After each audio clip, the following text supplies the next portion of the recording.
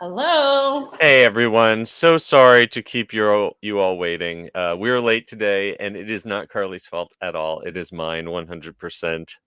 I had a morning appearance on Fox 35 Very talking fancy. about Universal and the announcement that Universal was supposed to have made by now.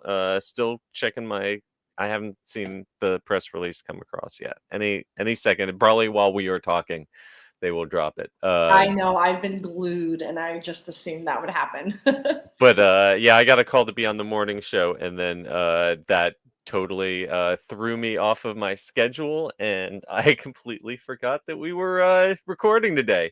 So hi, Oopsie. Carly, nice to see you. Hi. Did you have a great Passover? Hope you had a I great Passover. did. I just had some matzah with butter. So good. Yeah, unless my mom's watching. Hi mom. I'm not keeping kosher for Passover. I just can't do Oopsies. matzah, except for the crack, the matzah brittle, the like Oh matzah yeah. with the caramel and the Yep. chocolate. Yeah, that's the only kind of matzah I can do. All right. Well, since I made us late to start, why don't we just go ahead and kick this thing off as soon as I set up my little sharing screen here so we can talk about what we're talking Yeah. about. And yes, Brian, the Luminous deep soundtrack deep is breath out, in, but deep breath out. Yes, let's check in. Sorry, before we get launched here, let's just check in with our folks in the chat who were here before I was. Vince Lamb wishing everyone a happy Monday. And the next to last day of Earth Month. Isn't every month Earth Month? every day. Yes. In Derek Ho's corner, Blossom Michelangelo checking in. Hello, and Michael Bingham wouldn't be a podcast without you. Saying what's going on to everyone. Welcome to the podcast this Monday.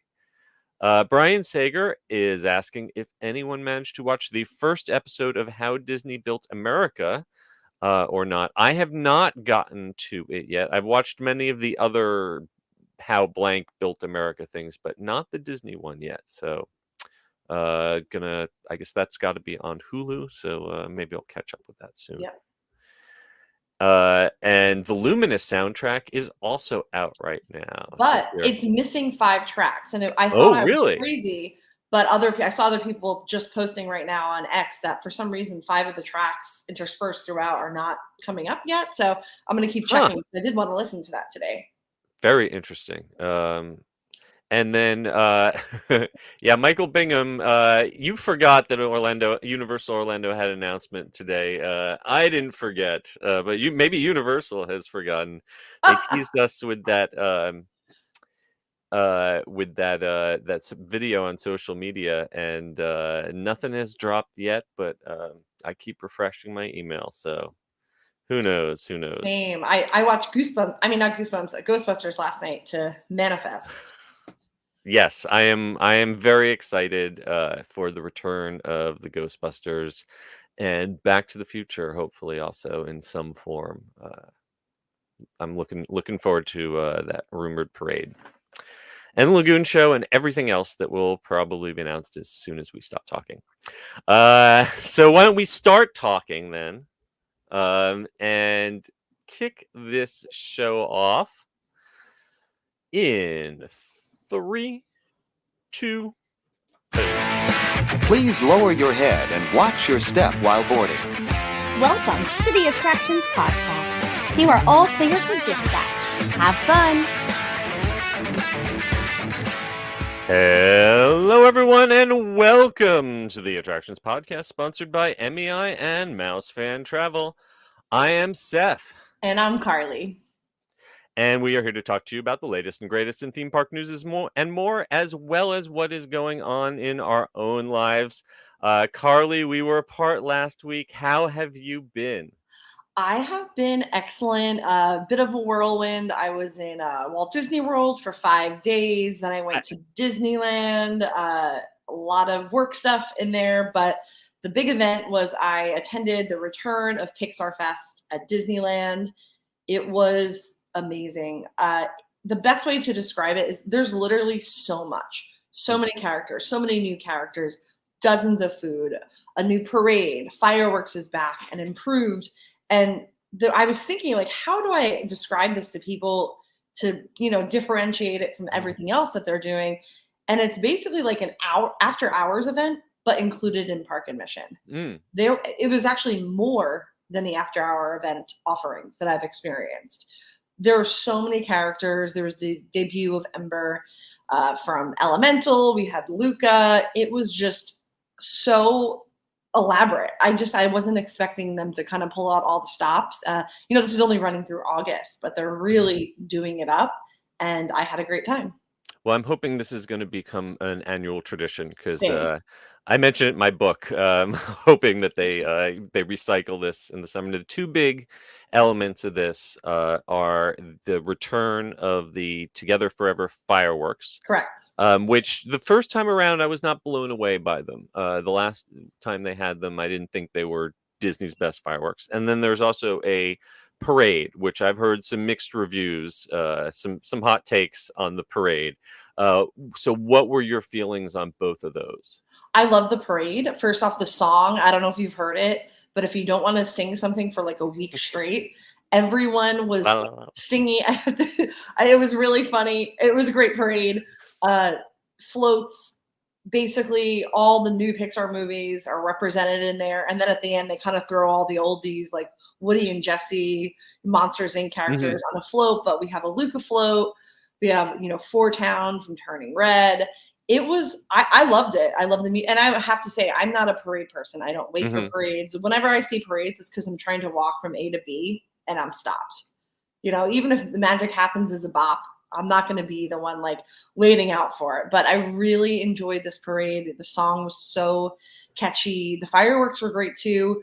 They definitely added a lot since the last time we had Pixar Fest, which was 2018, and updated technology and also represented movies that weren't in it before. And you know what? I'm also a little curious. The last time we had a regular parade in DCA, there was no Avengers Campus. I'm kind of curious how that parade affects crowd flow and operations. Does it bring things to a halt, or can you still navigate the? You know park what? when that's I going? was there on a day where I would say it wasn't particularly busy, but we know how busy DCA gets. So I Mhm. can't really speak to that. I didn't feel like it was that crazy of a park day, so it's kind of hard to tell. It definitely is tight in through there. And, come May, we're getting even more Pixar Fest stuff. They're adding the marketplaces, which is basically like a little food and wine festival themed Pixar. So Right. when I'm those are wondering how that works with the parade. Yes, because I watched from outside of Little Mermaid,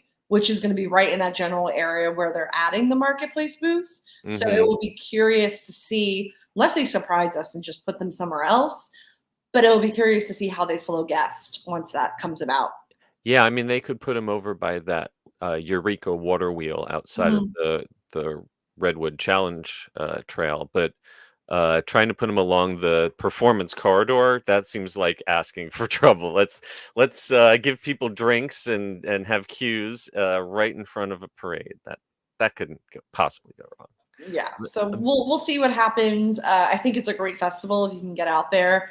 I had like a blast, and I'm not, that kind of parade person, the character person. I waited in line for the characters. I saw mhm. Barley and Ian from Onward, which was like, that's my favorite movie. So if you love all things Pixar, and again, it's just, I feel like Disneyland needed a little something during the day to just Mhm. change things up, and I think this is it. Awesome. I don't know if I'm gonna be able to make it out there. I wish I could. But I did make it out this week to Walt Disney World, to the Grand Floridian, and I got to enjoy the new 1900 Park Fair experience. Yes. And we will be talking about that a little bit later in the show. That was my big theme park adventure, but I was absent last time. Thanks for taking care of the show in my absence. Of course. Took a little Passover trip up to New Jersey and New York, and got to slip into the city for a day. and see a kind of, I don't know, theme park adjacent shows. Maybe I saw Water for Elephants on Broadway, Nice. the adaptation of the book, which was also a movie, and it's choreographed by a former Cirque du Soleil person, and the actors don't just have to sing and dance; they also have to be able to do silks and acrobatics. Wow. Just an amazing show. I liked it much better than the movie. Giant elephant puppet made me cry. Uh, Oh, sounds great. but the other show I saw was Harry Potter and the Cursed Child. Oh, And I gotta say, as a Harry Potter fan, of the, the books, the films, the theme parks, seeing the Broadway show was a very interesting experience.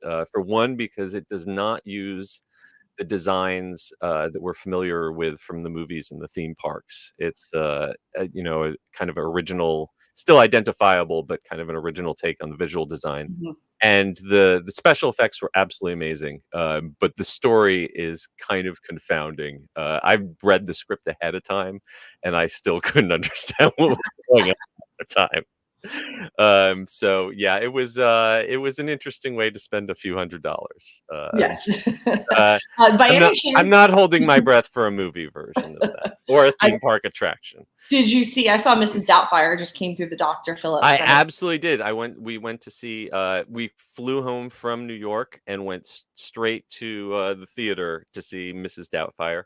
And, I've kind of gotten tired of these movie musicals. There was a Same. Tootsie Yeah. musical that was just kind of a train wreck. I really thought Mrs. Doubtfire was a ton of fun. I didn't think it necessarily needed to be a musical. Like the songs themselves were not, like the music was not anything memorable. The Mhm. dance numbers were great because they'd have like a whole stage full of dancing doubtfires. Reminded me a little of the style of the producers or La Cage aux Folles. But Rob McClure, who plays the Robin Williams role, is amazing. He was in Beetlejuice on Broadway. He did Something Rotten. He was just an incredible physical comedian and really made that show work. Without him, I'm not sure it would have been as enjoyable. So. Interesting. I'm seeing it this week, so I was All like, I right. gotta ask you about it. Yeah, Yeah. and there's also there's a couple performers in there with Orlando ties. UCF student and also a kid who's done a lot of work here in Orlando. So, yay, Orlando people. Nice. Go Arts. All right. Well, okay. I think that is about enough banter. And without any further ado, it's time for us to jump into the news in the queue.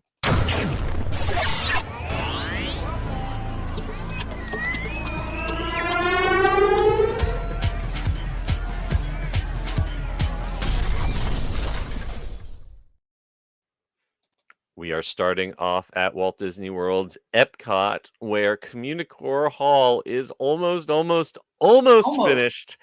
And we now are promised that it will be open during the upcoming Epcot International Food and Wine Festival, which will be running a shorter length of time from only August 29th through November 23rd.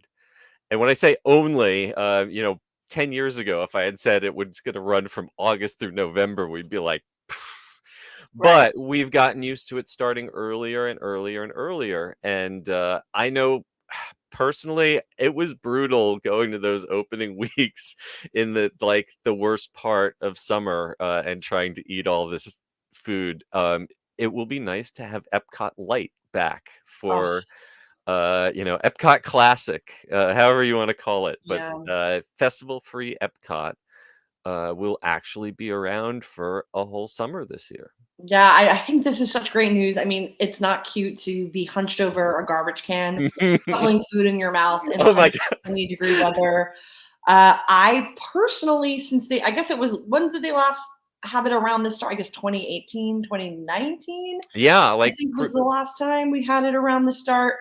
I personally, these years when it started in July, I kind of ignored that the festival even started because I just can't eat outside. when it's It's 120 degrees, and it's yeah, and wild. Yeah. it was one thing during the pandemic years when they had the festival center, the World Show, is it which the former Millennium, I'm always going to call it the Millennium Building. World Showplace, yes. World Showplace open Oh, with I that love that. air conditioning kicking. That's fine. I'll spend a couple hours eating in there if it's 100 degrees outside. But since they got rid of that, hopefully this CommuniCore Hall will take up a little of the slack. Because let's be honest, these days it's still pretty hot by the end of August and into September. I'm hot year round. But so this, if in case you've been hiding under a rock since this event started way back in 1996, boy, can't believe it's been that long. I have to say, I remember when it started, there was like a little potato pancake with a scoop of caviar on it, and I remember my parents like asking me to eat it, and it was one of my earliest and favorite Disney like food memories. Aw. Yeah, long time ago. Well, once again, we're going to have limited time marketplaces with food and drink, free eat to be the beat concerts, a Ratatouille scavenger hunt. All the details on that are going to be announced later. But what they have announced is that CommuniCore Hall, which is sort of the replacement for the west side of Innoventions where the Starbucks used to be, is going to be debuting. It's actually debuting on June 10th with a temporary Encanto show. But they have said that it is now also going to have special offerings yet to be announced during the Food and Wine Festival. Yes, and if I remember correctly, back in the day in the old building, that's where they had that like glow Food and Wine Festival booth with the donut that glowed in the dark. Oh yeah. I'm trying to remember what it was called, but I love those indoor festival use of spaces. I mean, anytime Well, I could be inside, I'm happy. and I miss the days back when they would have the festival center inside the Wonders of Life pavilion, and they had the chocolate exhibit, and where you could always pick up a free chocolate, and there were places to have seminars and Merch, yeah, it was. DCA for their food festival has been having chefs and wine experts come in. Some of them are paid, some of them are free. I really hope that we see a return to that, because that's what made it a real festival and not just an opportunity to be upsold on hors d'oeuvres. Yeah, I think for me, I mean, I love the Epcot festivals. Food and Wine is my least favorite. It's just grown into become something that it's not what it kind of started as. I mean, yeah, like we don't have the seminars, so yes, there's that. Yep. But what we do have is merchandise. We've got some preview pictures of new merchandise coming to the 2024 Food and Wine Festival. Includes festival branded ceramic mugs, measuring cups, cutting boards, and of course, salt and pepper shakers shaped like Epcot garbage cans. It Continue. always goes back to the garbage can. I like this little Figment. I'm sorry, Remy cooking timer. Yes, Yeah. cute. And Figment's back, of course. There's a Loungefly mini backpack and a water bottle, both featuring Figment. Maybe that's a hint that he's finally going to get something happen to his pavilion. Lots of rumors swirling on that, but who knows? This is just the first of many fall events happening at Disney World. Mickey's Not So Scary Halloween Party coming back in August through October.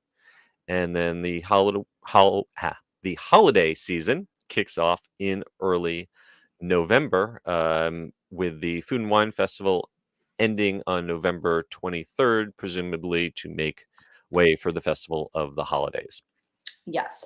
So basically, August we are going to get HHN and Food and Wine all within a span of the same weekend. Yeah, it's going to be intense.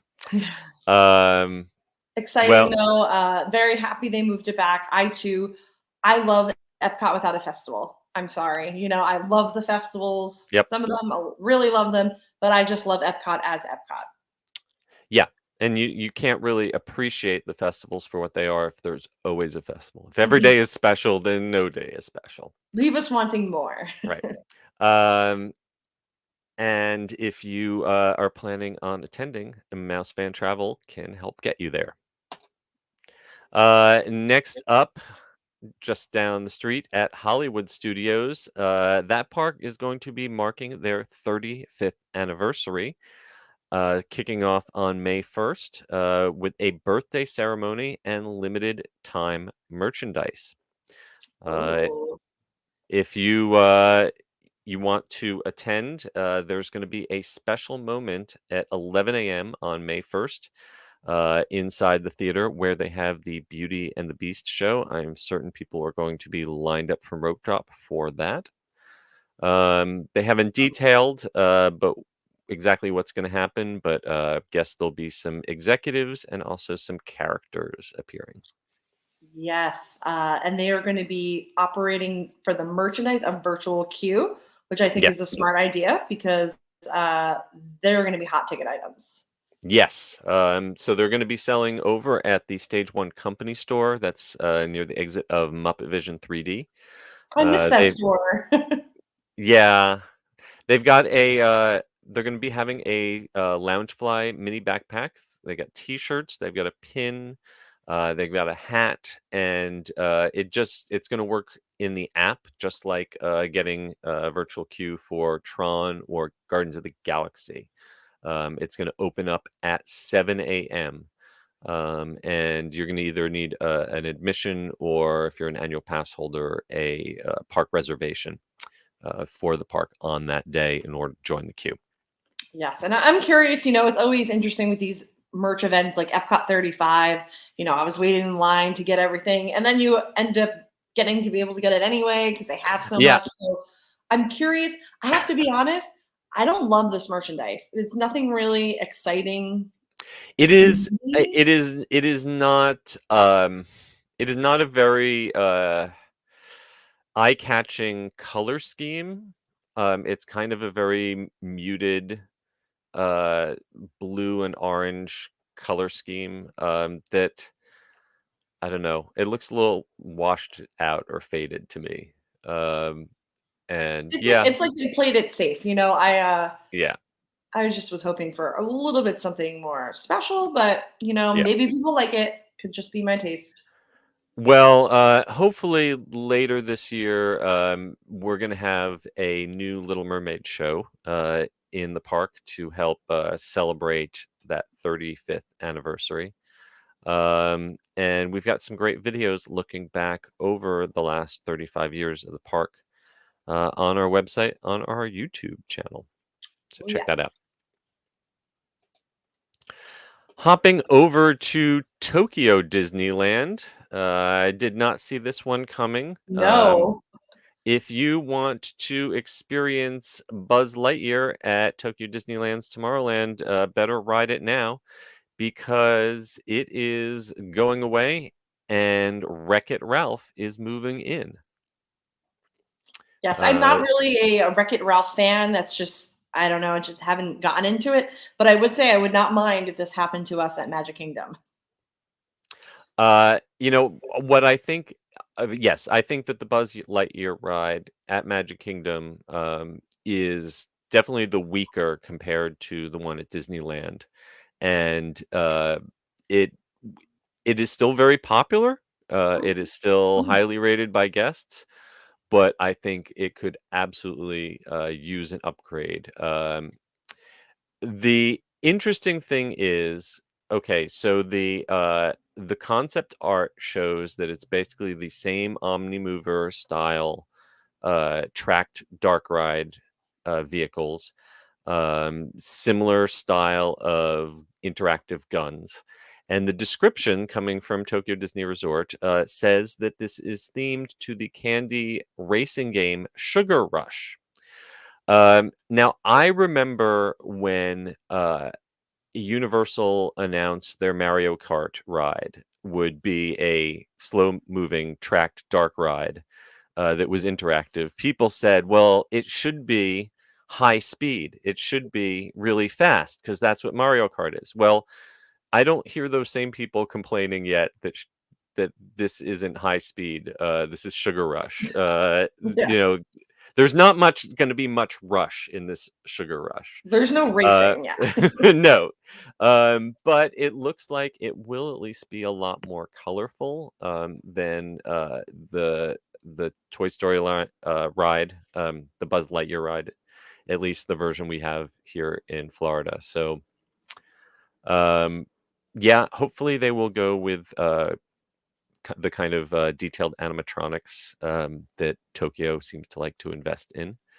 Yeah, and they really so it's going to close in October of this year, and they're planning to open it the end of next year or 2026. So that's really not that much time to do a full revamp, but I mean, it is Tokyo Disney. They probably will do it up big.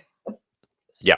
So, as you mentioned, it's going to open in fiscal year 2026. So sometime between late 2025 and 2026. And they're also going to renovate the store that's attached to it, retheme it from Planet M to something themed around Wreck-It Ralph.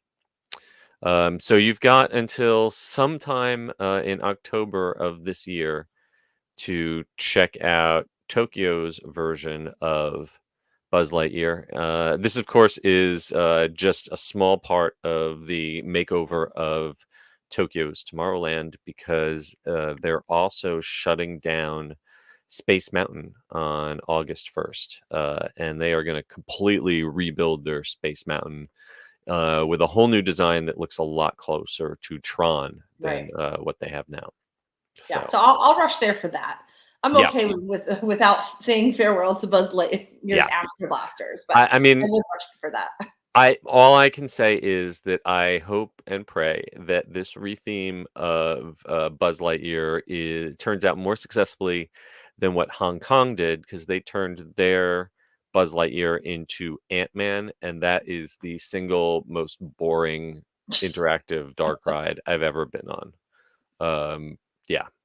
So as long as the guns work, which is what my issue is most of the time with Buzz at Magic Kingdom, I don't know where I'm shooting, if my gun is working, as opposed to like a Men in Black where I could actually see what I'm shooting and I see an interaction, but nothing burns my bridges than when I can't see what I'm shooting. Amen. All right. Next up, we are leaving Disney's orbit and heading on over to Gatorland, and I am very excited coming up in a few weeks to be attending the 75th anniversary party. They are having a Gatorpalooza to mark the 75 years of Gatorland here in Orlando, Florida. The Gatorpalooza celebration is going to be taking place on May 18th and 19th, 10 a.m. to 4 p.m. on both days, and they're going to have a live DJ, vendors, games, activities all day long, including the Gatorland Florida Man Challenge. They did this a few years ago. They started this back in 2021. And they've had competitions in the past, like swimming through the swamp and boating across the lake. So we'll see how that works out. Hopefully no one will get eaten. All I know is that the artwork for this poster, if they don't sell these posters, I'm going to riot, because it is the coolest poster. Like, you need it framed in your office. I got to say that for the last few years, Gatorland's creative team, the folks doing their social media, they're doing their art, have been killing it. They really, they've got a great sense of humor. They know exactly where they sit in the marketplace. They are not trying to out Disney, or Universal. They are doing their own thing proudly, and really embracing just the bizarre campiness of it all. Oh, absolutely. I mean, it's like kitsch, nostalgia. They tap into all those things. And then, if you were growing up going to Florida theme parks or from Florida, Gatorland's a special place. Oh, absolutely. You always remember your first time holding a baby alligator. Absolutely. And right now they've got something really special There was a rare leucistic alligator born back in December named Mystic, and extremely rare. They're not albino. They have a genetic condition where they have these blue eyes, and they're really amazing. And you can also see Jolene, which I think we've talked about her before. Mhm. She is the miracle gator who's missing her top jaw. And they're just two of the residents here, along And with they're adorable. the skunk ape. Yeah. Their cryptids hang out there all the time. And if you are a Florida resident, they're doing a half off special for their birthday. So it's only $17 to get in. That's a steal. So if you happen to be over there for the birthday, you might just run into me. Yes. I love it. It looks really fun. All right. And for our last bit of news in the queue, we are heading on over to Europa-Park, where they have debuted a new roller coaster. Um, uh, they've got actually two new roller coasters. Well, 1.5 new roller coasters. They've got a Yeah. new roller coaster called Voltron Nevera. Nevera? You I was pronounce it. saying Why am I Nevera, but always? I'm always the one who has to say these words. yeah. I was saying Nevera, but you know what? We could be saying it No, I like completely it. wrong. Yeah, I'm gonna go with you. Voltron Nevera, and they have also added a Phantom of the Opera themed virtual reality overlay to their existing Eurostat Coastiality coaster. Say that 10 times fast. Yeah. Also not on my theme park bingo card. So, like just about everything else at Europa-Park, these are manufactured by Mock Rides. And Voltron Nevera is a multi-launch roller coaster that opened up on April 26th. And I have watched a couple POVs of this one. This one Mhm. is crazy. It's got the steepest launch in the world. Basically, it starts out with this little dark ride scene themed to Nikola Tesla. And you're surrounded by all these video plasma lightning effects. The whole car kind of moves up and levitates and shakes, and then it launches you up into a vertical loop at 105 degrees. You go through a whole crazy track. It's one inversion after another. Then you hit a turntable, you rotate backwards, you launch like backwards, forwards, backwards, and then go through the rest of the it is nutty. It is absolutely crazy. It looks it for sure. This is definitely one. Europa-Park's been on my bucket list for a while, but this is definitely one that I have to check out. Yes. And what I Um, think is interesting over there is that not only do they have height minimums, they have age minimums yeah, but for this this. yes, you have to be at least 8 years old and at least 51 inches tall in order to ride. And I can see why, because it throws a lot at you. If you watch POVs, we've got one of them up on our website. People are just screaming their heads off because this Oh one gosh. seems really intense. I'd go on Um, it once. I think it looks great, and they've got a virtual line and a single rider line option. So hopefully you won't have to wait too long for it. This is actually all part of a Croatia themed area. Europa-Park, obviously themed to different areas of Europe, and this one is inspired by Croatia in the 17th century. Or I'm sorry, Croatia is the 17th land that they've added to the park. Yeah, it looks really beautiful from what we see. I mean, again, this is just one of those places where I'm like dying to get to.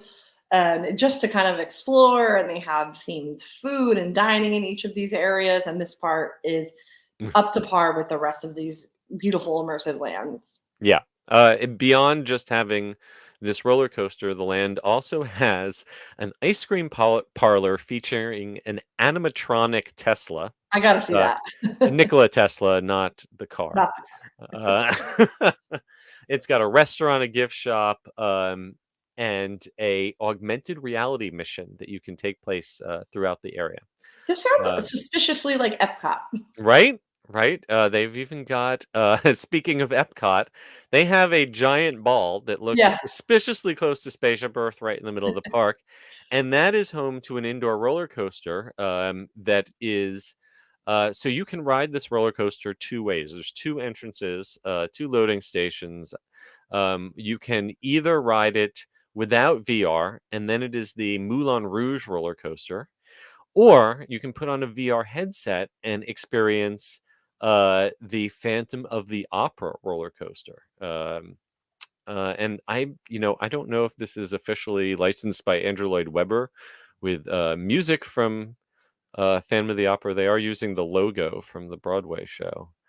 Yeah, I Or if think this that's is a so more interesting. Yeah, public domain. So someone go and ride this for us and let us know if please. you Yeah. actually hear the music from the show and the ride. I'm curious if it makes you ill. I mean, I'm pretty good on roller coasters with the exception of some, backwards motion. So I'm wondering if the VR enhances it for people with motion sickness. I have personally had very mixed real. I will say that I have done the coastiality system designed by Mach was tested on the Freedom Flyer down at Fun Spot in Orlando, Mhm. and it actually worked really well. I've had a couple experiences on smaller coasters done by them, and I think this is a relatively tame roller coaster. It is there's no inversions.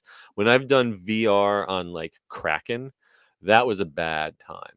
Yeah. VR on the Big Apple, the New York roller Mhm. coaster in Las Vegas, not a good idea. Anything with huge hills and inversions, it does not seem to do well with VR. But when you have something that's basically a glorified kiddie coaster in a big Right. black box, it can actually, I think, enhance it. Someone try this for us and let Yes. us know how it is. Let us know. All right.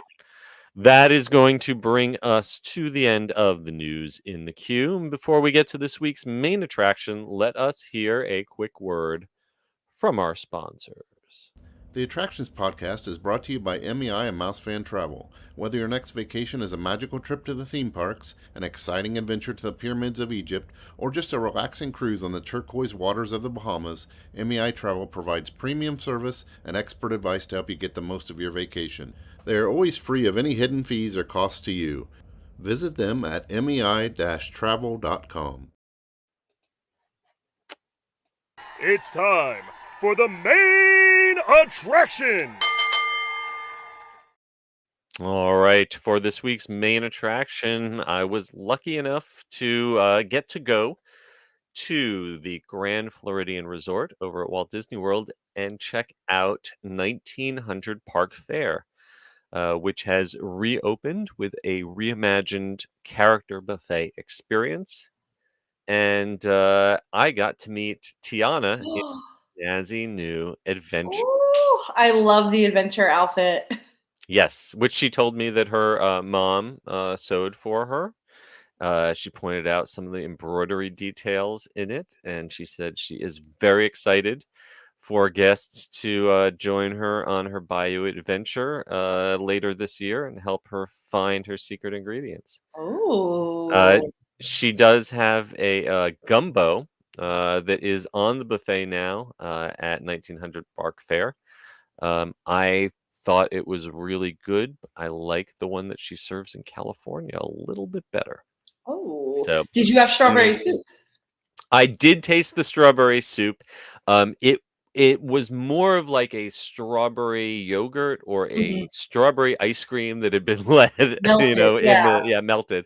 I thought it when I first saw that on the menu that it might be more of like a not that I thought it would be savory, but more of like an appetizer, like a cold fruit soup as opposed. This is definitely a dessert soup as opposed to Yeah. a appetizer soup. But that was tasty, but not quite as tasty as the warm chocolate cake with just a huge bowl of creme anglaise. That is Oh, my top pick for this. But let's start right off the top. The last time that I visited 1900 Park Fair was a long time ago. same. Long Many, many, many time, years. many years before the pandemic. And back then, I believe that Mary Poppins and Alice in Wonderland were, I think, the featured characters Yes, back that's correct. then. Mhm. And the entrance, I recall, was right off of the lobby, right where you walked in to the left. I think that is now an emergency exit. And you go and enter from the kind of dining lobby that is further in and down, that sort of shares the same atrium with Citricos and some of the other dining there. So you enter through a very nice long hallway with paintings on the walls and nice couches while you wait for your turn. And then when they bring you in to seat you, the room is just gorgeous. There's this kind of antique, not music box, like almost like the giant cuckoo clock outside of It's a Small World in California. Uh, Almost like a pipe organ up on the wall. Does Mhm. not Like a actually do whirlpool. anything. I kept Yes. waiting Mhm. for it to come alive and do something, but it doesn't. But it is beautiful, and the whole room is lovely. There are portraits of characters around the walls. There's lots of light. There's big chandeliers, and these big, comfy bench seats to sit in. Now they do breakfast there, and you can get, um, I guess, both breakfast and dinner. You can have that famous strawberry soup. Breakfast time is things like hash and cinnamon pull-apart breads, eggs Benedict. Um, Now I was there for dinner, so I started off, like I said, with that gumbo, and it's a chicken and sausage gumbo. Was it That spicy? Because I think that's in it the it description. was it was Disney spicy, which Yeah. means it would not be spicy by any like human being standard. I would say that the West Coast version had a little more kick, Mhm. although they're both fairly mild. And Tiana did. When I said I liked her gumbo, she did mention that she recommends some extra Tabasco. So she says that's the secret ingredient. It needs to be kicked up. So she tells the truth. But what our waiter, who incidentally had been at Be Our Guest since the restaurant opened, and said that he had been opening team and Be Our Guest and had just been transferred out of there to 1900 Park Fair, and I wanted to send him for PTSD treatment and just give him thoughts and prayers because Yeah. seeing all the changes that Be Our Guest went through. I cannot imagine the guest interaction at Be Our Guest if you are working there. It's awesome. Well, yeah, they seemed very happy to be at 1900, and they gave us a great tip. There is a huge pile of peel and eat shrimp, big, nice, meaty shrimp. Peel a couple of those and throw them into the gumbo. Oh, That was a very good call. And then from the main courses, the pick I thought was the prime rib. It was a perfect medium rare, um, nice and fatty in just the right way. right. And they've got a mac and cheese that That's what I was going pairs to ask you really about. well. Yeah, I am not a huge mac and cheese fan, especially Disney mac and cheese. Always kind of tastes like Stouffer's to me. Yeah. Like this was like someone made a real bechamel sauce. Someone Wow. someone put some care into that It mac and looks cheese. It had really like a good. nice, Yeah. a nice like sharp cheddar. It was an adult mac and cheese. It had a nice chew to it. That was great. The salmon was also really good. There weren't a ton of vegan options. They had a lot of really good salads, but all of them like had like the one had bacon in it, or some other animal product or Right. dairy. But they did have a like impossible merguez sausage with like zucchini spaghetti, Ooh. that was actually really well seasoned. um and like you mentioned, you got that spaghetti, that strawberry soup for the Mhm. dessert. But I really I really liked the chocolate with the creme, chocolate cake with the creme glaze. So I thought the food was all really solid. But we know that like you don't really go to a Disney character buffet just for the food, because I mean, I you're there think, for the and characters, yeah, right? any buffet, people have strong opinions. Obama's my favorite. Beer garden is my personal favorite. That categorizing something of being your favorite when it's not about the food, it's about Right. everything else. You're not going to So the buffet for the best food. so you get four characters, no more, no less. And I will say, they did eventually all four make it to our table. With the timing, the pacing of it was really kind of odd. I don't know if it was just we had a fairly early seating. We were there at like 5 o'clock.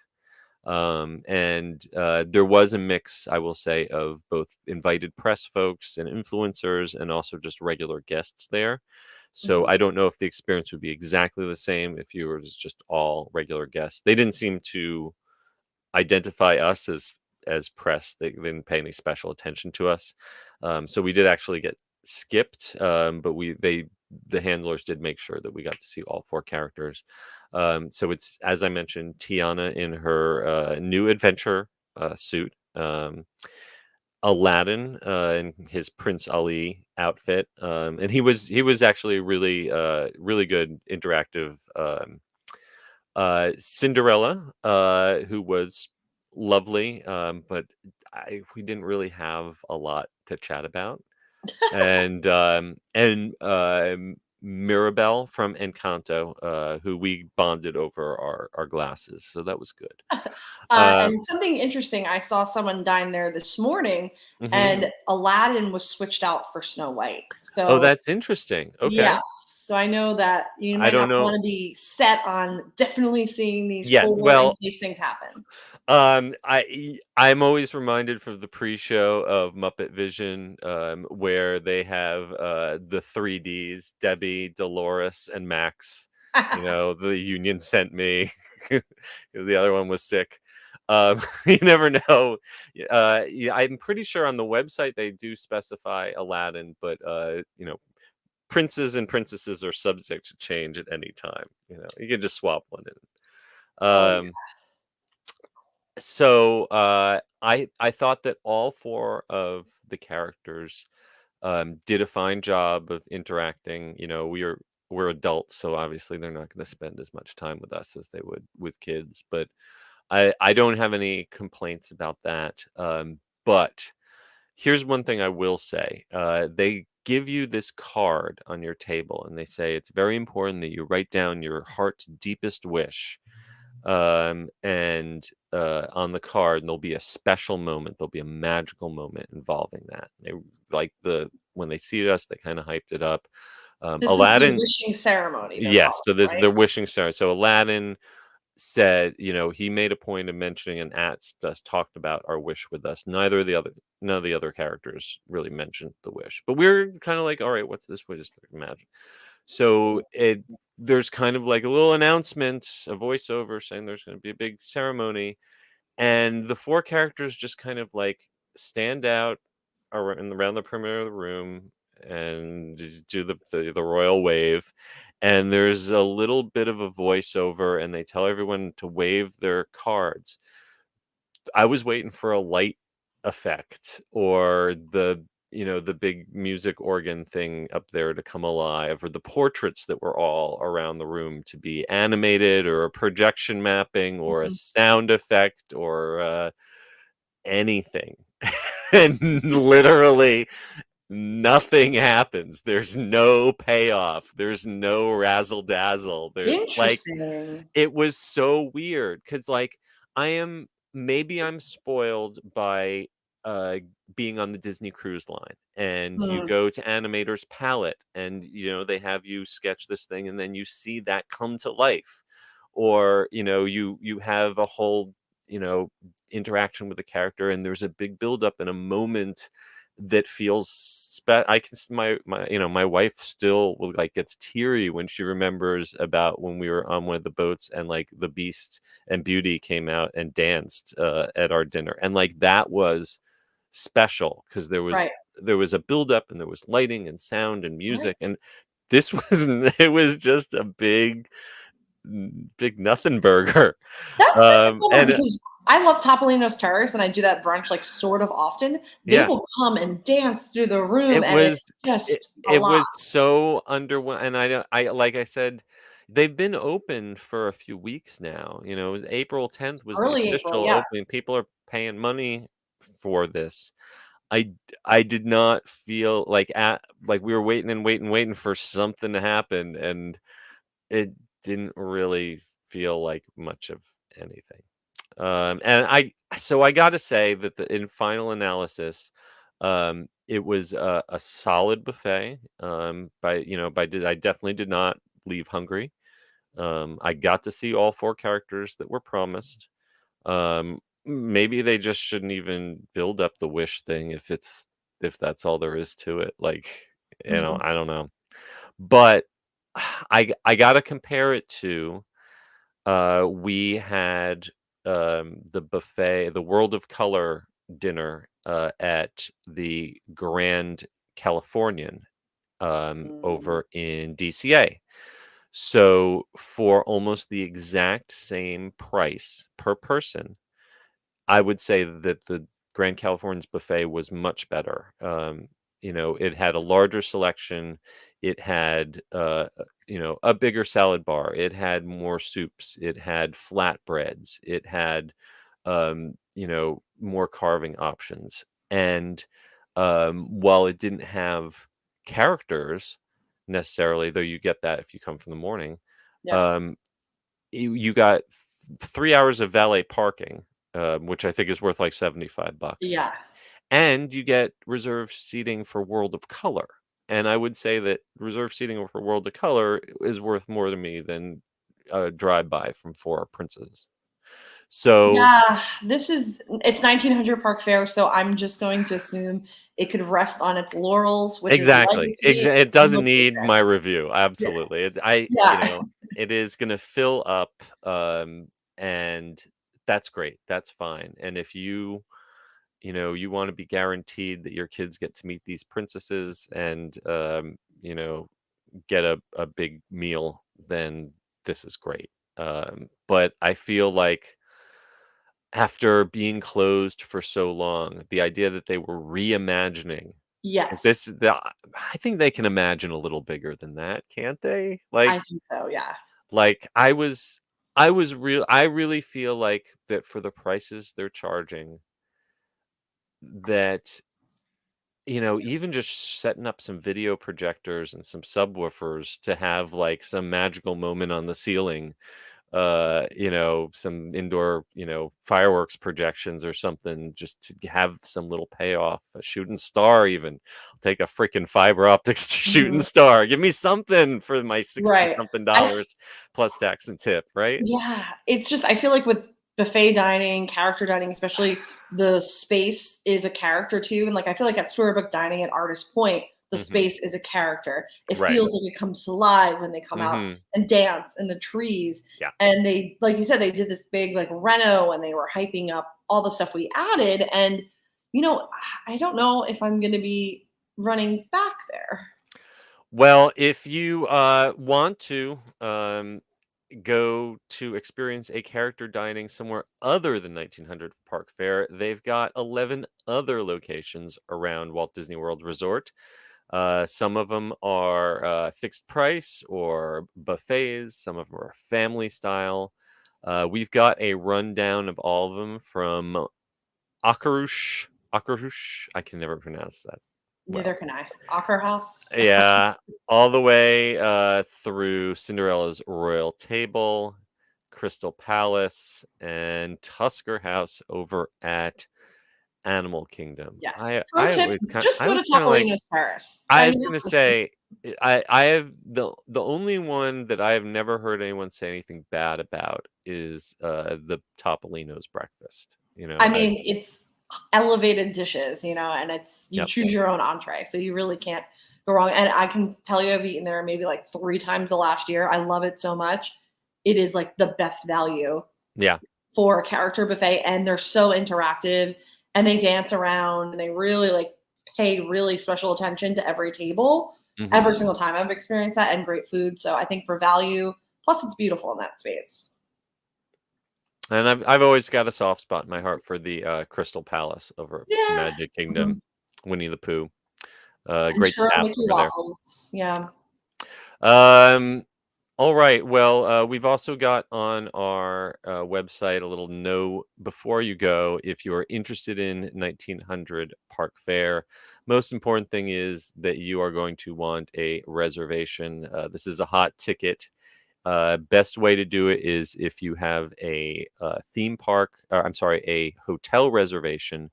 You can make your entire 10 days stay worth of reservations at 60 days out. So try at 60 days out to get a reservation for your very last day. That's your best bet because those go fast. Oh yeah. I was staying at the Grand last week for like a little staycation, and just for the heck of it, I kept pulling up the walk up to see if this would pop up. Not that I was planning on going. I just wanted to know. And a lot of them do pop up in the walk up. I see Topolino's. I did not see this at all pop up in the walk up for dinner or breakfast. I mean, as to be expected, but No. And I my constructive criticism aside about the show quality, I will say I'm very grateful. Thank you to Disney for hosting us for the invite on behalf of Attractions Magazine, so that I could check that out for you guys. And yes. we should have a video of the interactions with all those characters up on our YouTube real soon. And in the meantime, MEI and Mouse Fan Travel, as always, can help you plan your trip there. All right. I think that is just about going to bring us to the end. But before we go, let's take a look back at some of the comments that we've gotten. Faith Eclipsabeth says that Phantom of the Opera has staying power. Yeah, that story's been around for well over 100 years. Looks like it'll be around a little bit longer. Michael Bingham says he hasn't been to 1900 Park Fair in a very long time. And when he was sick on vacation. That doesn't sound like a lot of fun. Also giving a shout out to Goofy's Kitchen at the Yes. Disneyland Hotel for PB&J pizza. That's one of my favorite character buffets. So good. I've been way too long since I have tried that one. That is also that is a fan favorite, but not necessarily a great value proposition. It's an But expensive the meal. character interaction there. Yeah. I have to just tell this funny story. I was seated like with my back to the buffet, and it was spooky season. We were like doing a big brunch before going to Knott's for like Knott's Scary Farm. So I guess my senses were heightened, and Minnie came from behind me, and I didn't see her. And I screamed like a jump scare, insane. And so for our entire meal, she would be in the dining room and hide behind poles and then do like the I see you and these motions. And I was like, it was the best character experience I ever had, and it was hilarious. That's awesome. That is so awesome. Well, if you want to have an experience like that, give a call over to MEI and Mouse Fan Travel, our sponsors. And we also want to remind you to please like and subscribe and give us a rating and a review wherever you listen to us, whether that be Apple Podcasts or Spotify or here on YouTube. Yep. And of course, please follow us on attractionsmagazine.com. Search for Attractions Magazine on your favorite social media accounts. Carly, where can folks find you on the socials? Yes, I am on Instagram at Adventures by Carly, and I am on X at Carly Caramana. And you can find me at Eskuberski and at The Unofficial Guides, or over at theunofficialguides.com, where you can pick up copies of my books. And until next week, we hope that you folks stay safe, try something new, but most importantly, have fun. And we will see you again next time. Yes. Bye. Bye.